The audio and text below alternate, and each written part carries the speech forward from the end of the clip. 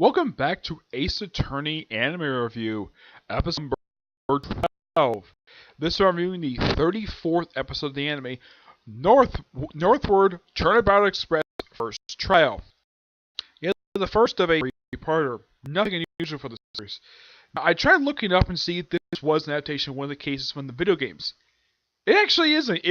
I don't know if this is, because, okay, rules, now, I looked it up. It's not an adaptation of one of the cases from the video game, so either one, this is a case made for the show, or two, this is one of the cases from the manga.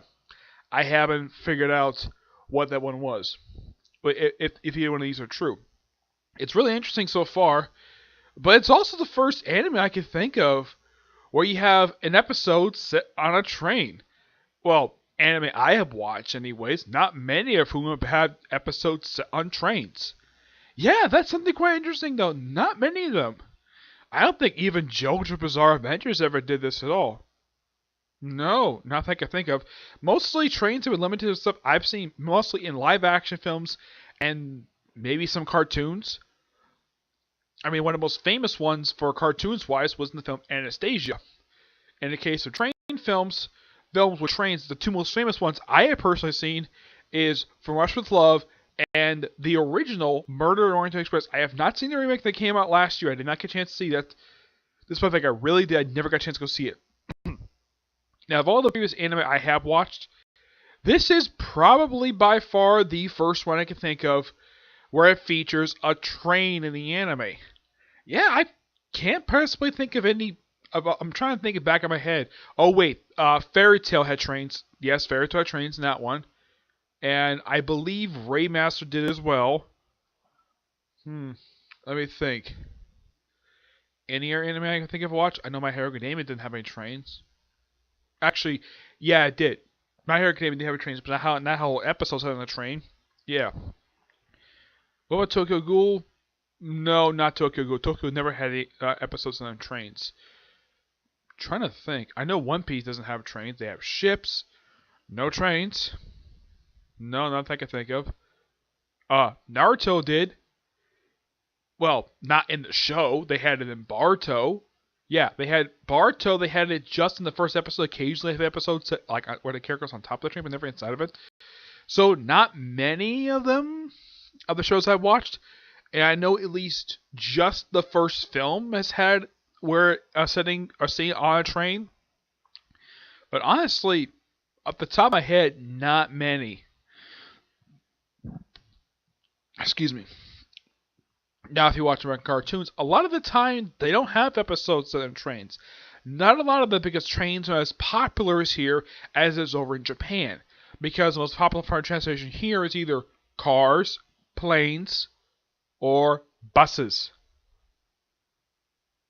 Or occasionally maybe some hovercraft, but that's it. Trains are not exactly something that's very popular with kids here. I mean, it has been popular since, I'd say, not since Thomas the Tank Engine ended back in the 90s. Not that I can think of. Heck, there's a Sentai Ranger team where the entire motif is trains. Yes, I'm not kidding about that. So in the key, this one is sort of like an introduction to this, with its setup for the next two episodes. We talk about they introduce the Silver Line Express, which, according to what they describe it, is a train that was purchased by the client of this particular three-parter, Richard Avery, and retrofitted, sort of basically remodel it and give a sort of modern-day update on the inside, but looking pretty much similar to how it looked in the 50s, while keeping sort of modern. So I'm sure they probably have heating, AC on the board, and they have various rooms, and from the look of them, they look like rooms that you would normally see on the train. Because I personally have traveled on a train, and I never the one train I traveled on, this was like almost 12 years ago. Yeah, the one I traveled on, I didn't stay in one of the train cars because I didn't have to stay on the train for more than one day because I fly planes. I fly in planes. Yep. I never got a chance to go through that at all. I basically traveled through various trains. I've traveled on subways. Never stayed on a train for more than just a few hours. Yeah, that's the way it is with me. But in the case of this episode, we have it where Maya and Phoenix are invited in this train. It's not revealed at the end of the episode of why they're invited because it's a mystery the whole episode. And just by sheer coincidence, the judge, who frequently appears in like every single episode of the whole series, with the exception of the 2 flashback episodes, yeah, he pops up in here along with Dick Gumshoe. Dick Gumshoe has been also pretty much most of the series so far, except for 3 episodes. He was absent for the pilot, and he was absent for the 2 flashback episodes. Yep. Now, they got on the train via winning a postcard contest. Phoenix and Maya were invited. And of course, there's various individuals on the train. They're not introduced until much later. And they're basically just hanging out, having a little fun. Phoenix loves trains. Yeah, he basically brought a bunch of books with him. And apparently it was okay for people to go to this sort of like this first class car one. Yeah, apparently it's okay because they know each other. So yeah. And hanging out for a bit, playing a little bomber squad, and of course they use these walkie-talkies. Yes, and they remember these things. Yeah, it's still something that's still around to this very day, but walkie-talkies are known for having limited range. And I know for a fact that, as far as I can tell, I know that law enforcement still uses them, though their version is a little different.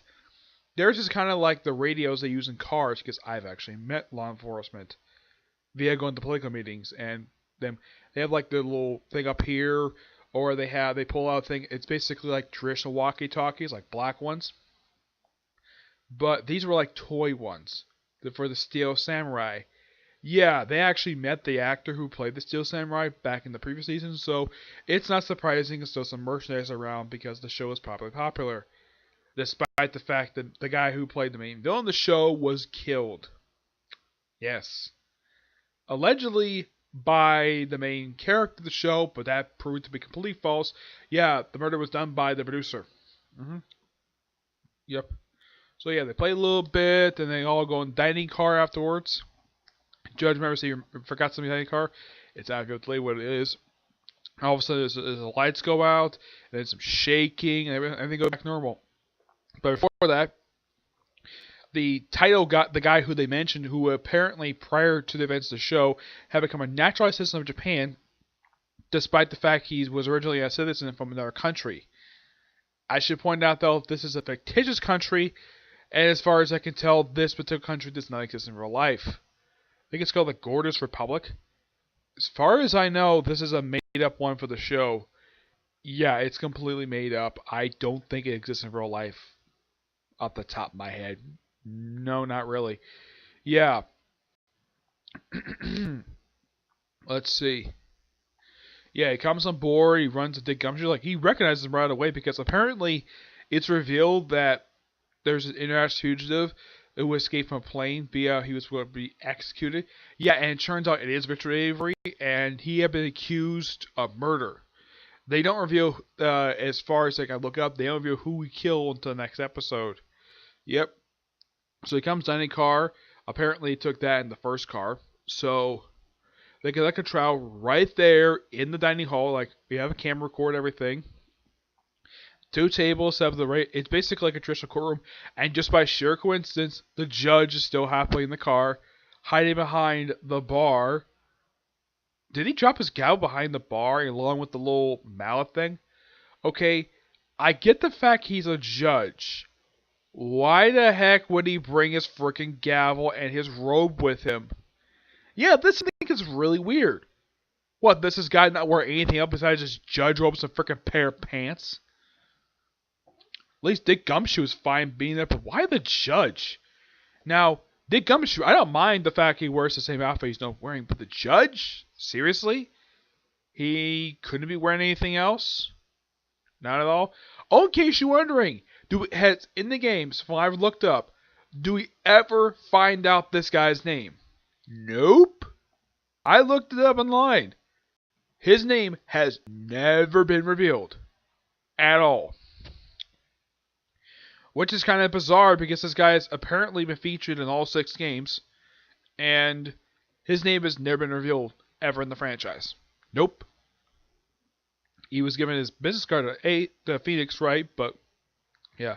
Also, for some reason, apparently Dick Gumshoe, this a cop, he forgot his freaking gun when the train was hijacked. Yeah, it turns out the people who were the attendants were in fact people allied with Richard Avery.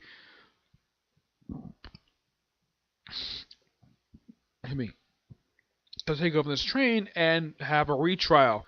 And just by sheer coincidence, one of the people he invited was a prosecutor, a U.S. prosecutor.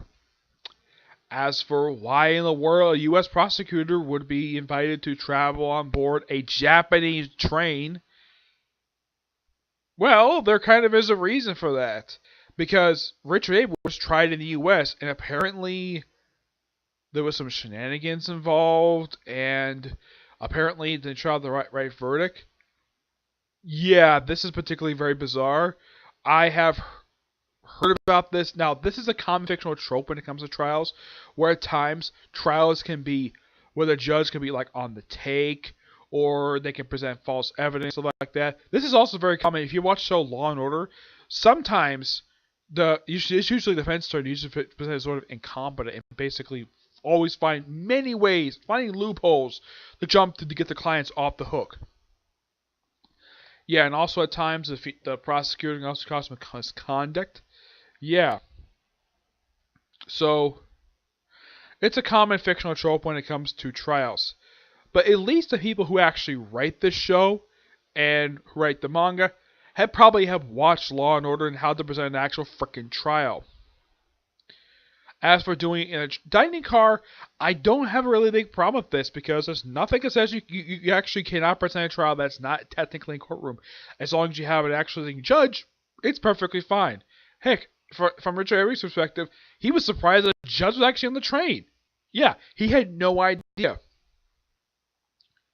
Though I completely call laziness on the part of the animators for not having the judge not wear his frickin' robes outside the courtroom. Because, as far as I know, sitting judges don't walk around outside the courthouse with their robes on. I mean, they're probably seen outside, but not generally seen in public wearing robes. They wear normal clothes. I know sitting judges.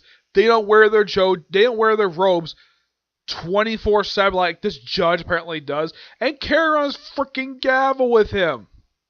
Yes. So, it's like, can you preside over the case? Sure, why not? Got nothing else to do. Of course, Tristan Turbo's like, okay, I require 20 minutes to prepare my case. He's like, sure. And of course, Maya goes to the bathroom because she really needs to go to the bathroom. Apparently, she ate something. So she uses the time to use her Steel Samurai walkie-talkie contact Dick Gumshoe to come rescue, and he goes to the dining car. Apparently, has disappeared. As for what the heck that Richard Avery did to have the first two cars disappear, it's not revealed in this episode. I don't know if it's revealed in the next two episodes because I haven't watched them yet. Well, because they haven't released dub yet. So yeah, overall, this was an interesting episode. Good setup for the trial. But man, this thing has plot holes in it. Like I said, the judge wearing his robes outside, where he's nowhere near a courthouse, carrying his gavel with him for no reason, and Dick Gumshoe not carrying his gun. He's a freaking law enforcement officer. He has a badge. But did he forget to bring his gun with him? I'm sure he has a gun. Yes. Do you know what law enforcement generally carry? Pistols. Though in Japan, I think from footage I've seen for live action, they generally carry revolvers. Usually, this of course uniform officers, where they're kind of like tied to like whatever their belt so they don't lose their gun. I'm not sure what detectives generally carry, but usually uniform officers carry revolvers. In the case of detectives, I think they carry whatever gun they want to. I'm not sure what gun that Dick Gumshoe has. Because here's the dumb thing about this show. They have never shown Dick Gumshoe with a gun. At all. Despite the fact he's a cop. Yes. Now, I would have thought though, Rich Avery would know for a fact there's an actual police officer on board, so he can actually beat up freaking terrorists. I mean, the writers of the show could easily write Dick Gum should be John McClane, but no, he's still a bumbling buffoon he normally is. Heck, I mean, one thing I at least gotta praise the guy about is that he's basically heavily resistant to hitting a woman. Yeah, at least he does not want to hit a woman, which you gotta praise. I gotta at least gotta praise the writer for that. The writer of this episode for him not hitting a woman. Yeah, I'm sure he probably wants to be one of the male terrorists, but at least this guy doesn't want to hit women, which you gotta appreciate the guy for doing that. After all, he's in love with a smoking hot a woman with glasses, who was only appeared for 2 cases. Yep. Unknown if this case is canon, I'm sure it probably is. Yeah. So, good episode, despite its ridiculous plot holes in the episode. In the case of Richard Avery, of how in the world he escaped from police custody, they don't show it in this episode. Unknown if they show it in the next episode or not. Yeah. Excuse me, but apparently they do show him with, well, when someone said the handcuffs he apparently was with, he had. But for some handcuffs I have seen, yeah, that is probably handcuff made for the show, because real life handcuffs do not look like that at all. I have seen real life handcuffs. I know, because I met law enforcement via going to various meetings. And the way to look in the show, that is a complete inaccurate. From what I can tell, that's something you see in dungeons, not as freaking handcuffs. Though it's Japan, they can probably make up whatever handcuffs they want to. Yeah. So, let's see, what else? Nothing else I can think of. Oh yeah, and also, where the heck is Godot? Yeah, this is a trial, and this is, of course, his season, because they adapt stuff from the 3rd game, and he's from the 3rd game, and yet he's nowhere in this episode. There's no mention of him at all. I would have thought, well, there kind of is a reason for that. U.S. prosecutor who was mayor for the show. I've never heard of this guy before, Tristan Turnbull. And I think the name Turnbull, I think one of the Civil War generals. Maybe this character's named after him. Or maybe the descendant of his. I don't know. It's just a possibility, okay? So, that's it for this particular review. I have no other reviews planned for today. Tomorrow, the only thing I got planned is to do a review of the newest episode, JoJo's Bizarre Adventures. Aside from that, that's really it for tomorrow. Saturday, I'm hoping that they release new chapters from My Hero Academia and a bunch of my manga I read, okay? But until you see the next review, bye.